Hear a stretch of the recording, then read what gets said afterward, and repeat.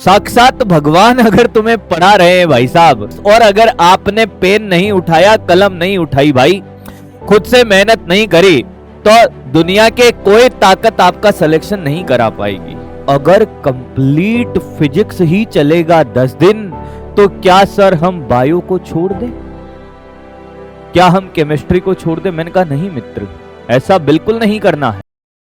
Hello hello hello, तो आप सभी लोगों को बहुत बहुत नमस्कार। आज के सेशन में हम बात करेंगे कि जो 20 डेज के अंदर उम्मीद से हम कंप्लीट 360 डिग्री रिवीजन कैसे करने वाले हैं। आज का ये सेशन आपके लिए बहुत महत्वपूर्ण होने वाला है कि विद इन 20 डेज में आपको कंप्लीट फिजिक्स का 360 डिग्री रिवीजन, 360 डिग्री रिवीजन के बारे में हम बात करेंगे भाई। किसके बारे में बात करने वाले हैं? 360 डिग्री रिवीजन। उम्मीद कैसे आपको हेल्प करेगा 360 डिग्री रिवीजन के लिए। फिजिक्स में आपको कंप्लीट रिवीजन की जो स्ट्रेटजी है उसके बारे में हम बात करेंगे। साथ साथ हम उम्मीद के बारे में बात कर रहे होंगे कि उम्मीद आपके साथ कैसे कंधे से कंधा मिलाकर चल रही होगी। अब बहुत सारे बच्चों के डाउट होते हैं साहब कि हम किन किन बच्चों को उम्मीद लेना चाहिए, किन को उम्मीद नहीं लेना चाहिए, उन पे भी बात होगी दोस्त। सबसे पहली बात यह है मेरे भाई कि उम्मीद सीरीज आपके स्टार्ट हो चुकी है। कंप्लीट 11th मैं ले रहा हूं। मेरे हिस्से में जो चैप्टर आए हैं भाई साहब, कंप्लीट 11th क्लास मेरे हिस्से में आई है, 11th मेरे हिस्से में आई है, और 12th क्लास अखिल सर ले रहे हैं। 11th और 12th की अगर बात करें भाई साहब, बहुत इंपॉर्टेंट रोल प्ले करता है। किस में? नीट के एग्जाम में। ये कहने की बात नहीं थी सर, क्योंकि फिजिक्स ही तो है जो हमारा सिलेक्शन डिसाइड करता है सर। तो सर उम्मीद कैसे हमें रिवीजन में हेल्प करेगा ये बताइए आप। अगर मैं बात करूं कि भाई साहब हमारी जब उम्मीद स्टार्ट होगी तो पहला चैप्टर आपका कौन सा है भाई? यूनिट डायमेंशन है। यूनिट एंड डायमेंशन है भाई। यूनिट एंड डायमेंशन है। जैसे एक बालक है भाई साहब जो कहता है कि साहब मुझे यूनिट डायमेंशन वाला चैप्टर बढ़िया से आता है सर, पर उसको रिवीजन करे बहुत टाइम हो गया है सर। जब मैं उसके कुछ कंसेप्ट रिवाइज करने जाता हूं तो मैं अटक जाता हूं, वो फ्लो नहीं आ रहा है सर। क्वेश्चन प्रैक्टिस मैंने बहुत अच्छे से करी थी सर, पर मेरे अंदर वो फ्लो नहीं आ रहा, वो एकदम 100% कॉन्फिडेंस वाली बात नहीं आ रही। तो क्या सर मैं उम्मीद से इस वाले चैप्टर को कर सकता हूं? मैंने कहा बिल्कुल, 200% आपके लिए हेल्पफुल रहेगा। पर एक बालक जो कहता है कि सर मैंने तो अभी तक कुछ पढ़ा ही नहीं है साहब, एकदम जीरो पे हूं सर, कुछ अता पता ही नहीं है साहब, यूनिट क्या होता है, डायमेंशन क्या होता है, हाँ कि ना, सीजीएस क्या होता है, एमकेएस क्या होता है, मीटर क्या होता है, सेंटीमीटर क्या होता है। अगर आप ये सोचते हो कि साहब एकदम जीरो से अगर हमें यूनिट डायमेंशन को स्टार्ट करना है, और क्या उसके लिए उम्मीद एकदम बढ़िया बेस्ट रहेगी क्या? मैंने कहा दोस्त देख, मजा तुझे आएगा, क्योंकि यहां पर ऐसा नहीं है कि सिर्फ फॉर्मूला बताया जा रहा है या सिर्फ 4 क्वेश्चन करवाए जा रहे हैं। आपको point to point, topic to topic क्या करवाया जा रहा है? कंसेप्ट क्वेश्चन, कंसेप्ट क्वेश्चन, और हर कंसेप्ट को डिटेल में एक्सप्लेन किया जा रहा है। मेरी बात समझ आ गई आपको दोस्त? बोल हाँ कि ना। तो आपको उस बात का जवाब मिल गया होगा कि उम्मीद आप किस बच्चे के लिए ज्यादा हेल्पफुल है। जो बच्चा जीरो से जुड़ना चाहता है, मजा उसको भी आएगा, समझ में उसको भी आएगा, और कहीं ना कहीं स्कोर तक वो पहुंचेगा। पर अगर आप कहो कि क्या उम्मीद से फाइनल सिलेक्शन होगा, क्या उम्मीद से के बिना सिलेक्शन नहीं होगा, तो मेरी बात सुनना दोस्त। एक बहुत अच्छी बात बताता हूं तेरे को। मैं तो कहता हूं कि साक्षात्कार परमपिता परमेश्वर ही तुम्हें पढ़ाने आ जाए भाई साहब, और पहली सीट पे ही आप बैठ जाओ उनकी पे, है ना, तब भी आपका सिलेक्शन आप ही डिसाइड करोगे, भगवान डिसाइड नहीं करेंगे दोस्त। साक्षात भगवान अगर तुम्हें पढ़ा रहे हैं भाई साहब, अरे मेरा नाम है भगवान वाला भाई, भगवान नहीं हूं, मेरी तरफ मत देख दोस्त। तुझे क्या लग रहा है मैं मेरा एग्जाम्पल दे रहा हूं? साक्षात अगर तुझे भगवान भी पढ़ा रहे हैं दोस्त, और अगर आपने पेन नहीं उठाया, कलम नहीं उठाई भाई, खुद से मेहनत नहीं करी, तो दुनिया के कोई ताकत आपका सिलेक्शन नहीं करा पाएगी। इज दैट क्लियर है भाई? हाँ कि ना? पहला चैप्टर यूनिट डायमेंशन, दूसरा होगा one D and two D, साथ में चल रहा होगा। तीसरा चैप्टर आपका एनएलएम फ्रिक्शन रहेगा, एनएलएम और फ्रिक्शन रहेगा। चौथा चैप्टर आपका डब्ल्यूपी रहेगा और पांचवा चैप्टर आपका gravitation plus circular, gravitation plus circular रहेगा। छठे चैप्टर की बात कर ले तो आपका ये फ्लूइड और सॉलिड, फ्लूइड प्लस सॉलिड। और सातवां चैप्टर आपका रहेगा केटीजी प्लस थर्मो रहेगा भाई, केटीजी प्लस थर्मो रहेगा। आठवां चैप्टर आपका रहेगा क्या, हीट ट्रांसफर, हीट ट्रांसफर। और नाइन्थ चैप्टर आपका रहेगा एसएचएम और 10th चैप्टर आपका रहेगा भैया व्यू। सर आपने ये बात क्यों बताई?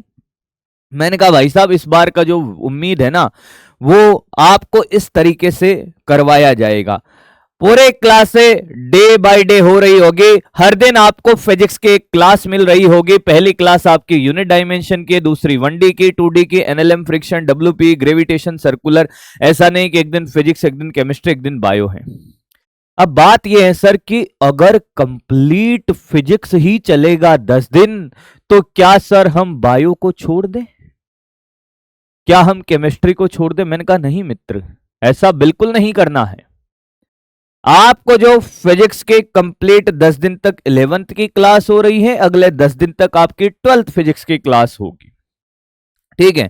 20 डेज तक अगर आपने बायो छोड़ दिया, केमिस्ट्री छोड़ दिया तो तकलीफ तो होगी भाई, हाँ कि ना। 20 दिन बहुत बड़ा लंबा टाइम है भाई। तो फिर कैसे क्या रहेगा सर, आप कैसे इसमें 360 डिग्री तैयारी कराओगे भाई? मैंने कहा जो आइडियल आर रहेगा क्लासेस का, आइडियल टाइमिंग जो रहेगी क्लास की, मेरे क्लास की आइडियल टाइमिंग भाई साहब 4 to 5 hour. I will try के 4 से 5 घंटे में आपको 360 डिग्री रिवीजन करा दूं भाई मैं।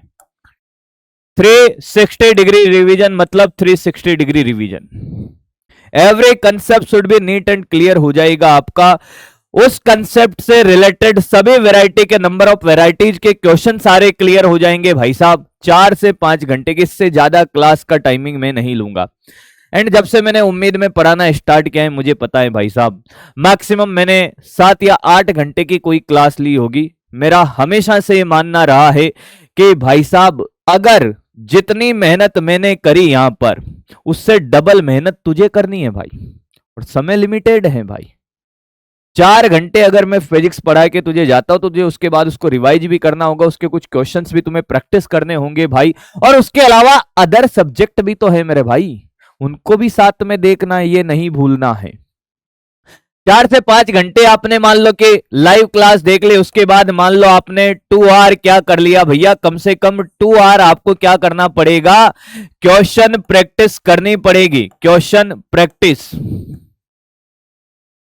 कम से कम 2 hour question practice plus revision, ये तो आप मान के ही चलिए भाई, ये तो आप मान के चलिए। मतलब आपके कम से कम 6 घंटे तो ये गए।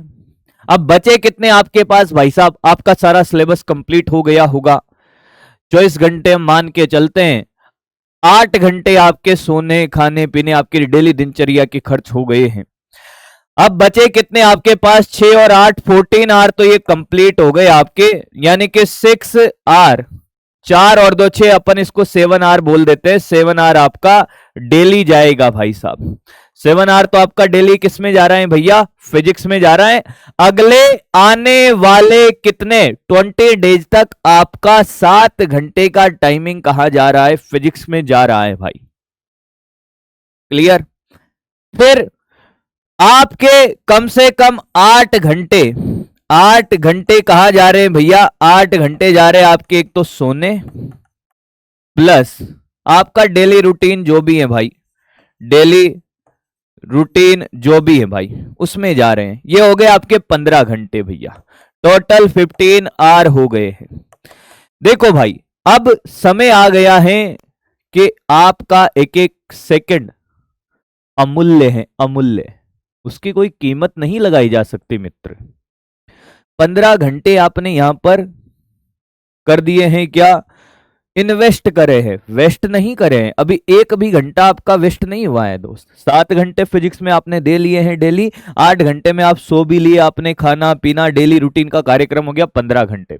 अब बताओ कितने बचे भाई, 5 घंटे ये और 4 ये, 9 घंटे आपके पास बचे हैं। और मुझे लगता है कि जो रिमेनिंग 9 आवर है, रिमेनिंग ये जो 9 आवर है, इन रिमेनिंग 9 आवर के अंदर भाई साहब आप मैक्सिमम टाइम को यूटिलाइज कर रहे होगे 200% एनर्जी के साथ।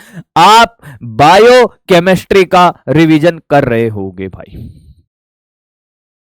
अगर आप ये 9 आवर में आप ये मान लो कि 4 आवर आप केमिस्ट्री ले लो और 5 आवर आप क्या ले लो दोस्त, 5 आवर आप ले लो बायो। ठीक है दोस्त, पर ये सोच के तो तैयारी मत करना कि भाई साहब अगर मान लो कि सिर्फ फिजिक्स चल रहा है तो फिजिक्स ही पढ़ना है। सबका साथ सबका विकास, तभी सिलेक्शन होगा दोस्त। अब ये मत कहना कि इसका कारण भी मोदी है भाई साहब, सबका साथ सबका विकास तभी सिलेक्शन होगा। ये यूनिवर्सल ट्रुथ है दोस्त, ये यूनिवर्सल क्या है भाई, ट्रुथ है मेरे भाई। इस स्ट्रेटजी पे आपको आंख बंद करके काम करना पड़ेगा। बाकी ये चिंता छोड़ दीजिए कि उम्मीद सीरीज के अंदर जो कोई भी टीचर आएगा भाई, जो भी सब्जेक्ट पढ़ा रहा होगा आपका 360 डिग्री रिवीजन कराएगा। किस बच्चे के लिए रिवीजन हेल्पफुल होगा, किस बच्चे के लिए नहीं होगा, उसके बारे में भी हम बात कर चुके हैं भाई। मान ले कि एक और बात मैं तेरे को एक छोटा सा एग्जांपल दे देता हूं। वर्क पावर एनर्जी तुझे पूरा आता है बढ़िया से, वर्क पावर एनर्जी तुझे 100% आता है। सर हमें कैसे पता चलेगा 100% आता है कि नहीं आता है? कोई भी क्लास आपको लेने से पहले खुद को सेल्फ डिसाइड करना है कि हमें ये क्लास लेनी है कि नहीं लेनी है। आंखें बंद करके बैठ जाइए और देखिए, सेल्फ एनालिसिस करिए दोस्त कि साहब हमने वर्क पावर एनर्जी में क्या पढ़ना होता है कि साहब सबसे पहले कार्य निकालना होता है, फिर नियत बल के कारण कार्य निकालते। फॉर्मूला आपने मनी मन रिवाइज कर दिया है कि F into d cos theta होता है। परिवर्ती बल के कार्य के लिए हम समाकलन करते हैं। फिर संरक्षी बल आता है, संरक्षी बल का कार्य निकालना आता है कि नहीं आता। आप सेल्फ एनालिसिस करते चलो। उसके बाद एक एक कॉन्सेप्ट आपका इस प्रकार से दिमाग में चल रहा हो भाई। उसके बाद फिर आपने कहा कि यार संरक्षी बल का आ गया, फिर हमें स्थितिज ऊर्जा का कंसेप्ट आता है कि नहीं आता है, स्थितिज ऊर्जा निकालनी आती कि नहीं आती, स्थितिज ऊर्जा कितने प्रकार की होती है, सारे फॉर्मूले आपको जैसे आंखें बंद करके एकदम दिमाग में ऐसे जैसे मूवी चलती है वैसे चलना चाहिए भाई। अब इतना सारा करने के बाद हो सकता है कि आपका 5-10% आपको याद नहीं आया हो। अगर वो सिर्फ नोट्स देखकर काम चल जाए तो फिर आपको क्या करना है, प्रैक्टिस पे ध्यान देना है, क्वेश्चन प्रैक्टिस पे काम करना है। और आपको लगता है कि नहीं साहब कॉन्सेप्ट उड़ा हुआ है, पूरा निपटा हुआ है, तो फिर ये अमृत है। कौन? उम्मीद सीरीज आपके लिए। वो कंसेप्ट भी सही कर देगी आपका और आपका क्वेश्चन प्रैक्टिस भी कर देगी। आई होप आपको मेरी बात समझ आ गई होगी दोस्त। तो wish you all the best और अब लग जाइए भाई। ठीक है, थैंक यू बच्चों।